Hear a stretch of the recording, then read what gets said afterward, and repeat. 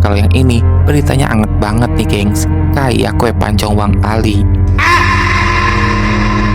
Masih tentang penyelesaian kasus Vina, di mana kali ini Bu Titin telah menyatakan bahwa Sudirman kini sepenuhnya telah berada dalam kuasa beliau. Dan Sudirman pun siap melakukan PK sama seperti 6 terpidana kasus Vina lainnya. Alhamdulillah, ya sesuai dengan keinginan kita semua, sesuai dengan dukungan masyarakat Indonesia pada tanggal 24 Agustus 2024 pukul 10.05 Sudirman sudah kembali ke kepangkuan saya sangat pede. Kepangkuan saya sudah menandatangani kuasa ke saya dan 115 anggota peradik. Jadi kemungkinan Sudirman akan melakukan PK bersama 115 anggota peradik sebagai kuasa hukum dan saya di dalamnya. Ya, ada nama saya di nomor 10. Ada nama saya di nomor 10. Alhamdulillah Sudirman sudah kembali ke pangkuan saya. Sudirman sudah dan keluarganya sudah menyerahkan kuasa kembali ke saya dan 111 anggota peradik pimpinan Bapak Oto Hasibuan. Berarti yang sebelumnya sudah dicabut. Jadi begini ceritanya begini. Pada tanggal, saya kan dapat informasi tanggal 19 Agustus 2024 kalau Sudirman sudah ada di Bancai. Tetapi di balik informasi itu saya juga punya kesedihan, keluarganya punya kesedihan karena pada tanggal 14 Agustus 2024 ada surat pernyataan yang disampaikan oleh Sudirman bahwa dia tidak mau ditengoki oleh siapapun, hanya kedua orang tuanya dan anggota dan pengacara yang ditunjuk oleh Polda Jabar. Artinya kakaknya sendiri nggak bisa nengokin.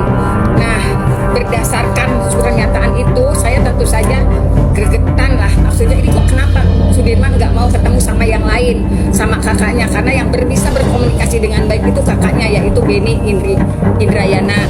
Akhirnya saya memaksakan, walaupun sudah ada surat pernyataan yang ditulis tangan oleh Sudirman, saya memaksakan pada tanggal 22, hari Kamis tanggal 22 2024 datang ke Lapas Bancai.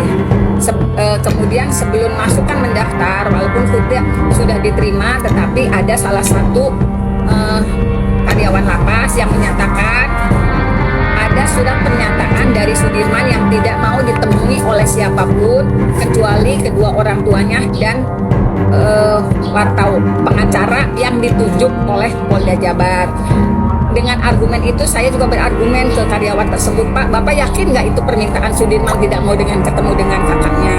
Kalau misalnya Bapak yakin, mah enggak. Tapi kalau tidak yakin, saya minta tertulis dari lapas. Akhirnya dia menyatakan, saya Bu takut timbul huru hara di dalam, takut timbul keributan apa? Saya bilang gitu. Kan yang mau nengokin kakaknya. Sudirman juga kenal saya bilang gitu. Akhirnya kami diperbolehkan, alhamdulillah hanya satu orang yang menyatakan itu, tetapi alhamdulillah kami di pemeriksaan selanjutnya bisa masuk. Nah, ketika masuk itu ternyata apa yang kita khawatirkan, Sudirman nggak mau ketemu kakaknya, itu tidak terjadi. Karena apa? Ketika kami sedang menunggu sampai selama 20 menit, Sudirman masuk ke ruang tunggu, tiba-tiba kakaknya berdiri, ibunya berdiri, bapaknya berdiri, merangkul Sudirman yang saat itu masih berjalan. Mereka berempat nangis-nangisan. Jadi surat pernyataan yang ditulis Sudirman bahwa dia tidak mau ketemu dengan siapapun itu ternyata tidak terbukti. Saya juga sangat bersyukur. Terus setelah mereka Alhamdulillah, kini Sudirman telah didampingi oleh 115 pengacara anggota Peradi. Selain itu, Bu Titin pun menyatakan akan segera melakukan PK seperti 6 terpidana kasus lainnya. Nah, kini Sudirman telah lepas dari kuasa hukum Polda Jabar terdahulu. Kalau nggak salah namanya Pak Johnson, yang kemarin-kemarin gue bahas tuh gengs videonya. Mendengar hal ini, gue pun selaku pribadi juga merasa bersyukur. Akhirnya titik terang ada tuh dan berpihak ke Sudirman tersebut. Semoga mereka terpidana kasus Vina mendapatkan keadilan seadil-adilnya dan kasus Vina Cirebon ini segera selesai. Amin.